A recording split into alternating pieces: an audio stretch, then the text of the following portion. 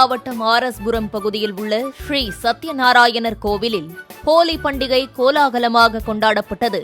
கோவில் வளாகத்தில் பாரம்பரிய முறைப்படி தீக்குண்டம் வளர்த்து ஹோலி தகன் சடங்குகள் நடைபெற்ற நிலையில் வடமாநில பக்தர்கள் ஒருவருக்கொருவர் வண்ணங்களை பூசி உற்சாகத்துடன் கொண்டாடி மகிழ்ந்தனர்.